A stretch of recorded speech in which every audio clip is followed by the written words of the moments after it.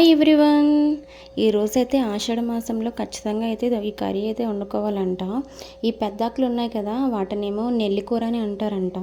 ఈ చిన్నాకులేమో బలుసుకూర అంటారంట. దాన్ని ఎలా పెట్టాలంటే చింతపండుని ఒక రసంలా తీసేసుకోవడం. మనం చింతపండు రసం పెట్టుకుంటాం కదా యాస్టీస్, అలాగే అందులో ఉల్లిపాయలు, పచ్చిమిర్చి, ఉప్పు, కారం, పసుపు వేసుకొని బాగా మరగాలి. మరిగిన తర్వాత ఈ ఆకుని శుభ్రంగా కడిగి ఆ వాటర్లో వేసేసి బాగా మరగాలన్నమాట.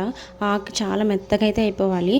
ఆ తర్వాత తాలింపు వేసుకోవడమే. ఇష్టం ఉన్న వాళ్ళు ఎండు రొయ్యలతో తాలింపు వేసుకోవచ్చు, లేదంటే స్కిప్ చేసేసి మిగతా అన్నీ వేసేసుకోవడమే. ఎల్లుల్లిపాయలు, జీలకర్ర, ఆవాలు, మినప్పప్పు, కరివేపాకు, ఎండుమిరపకాయలు వేసుకొని అయితే తాలింపు అయితే వేసేసుకోవడమే. నేనైతే ఫస్ట్ టైం తిన్నాను, కర్రీ చాలా బాగుంది. మీ ఊర్లో దాన్ని ఏమంటారో, మీరు ఎలా ప్రిపేర్ చేస్తారో కామెంట్ అయితే చేయండి.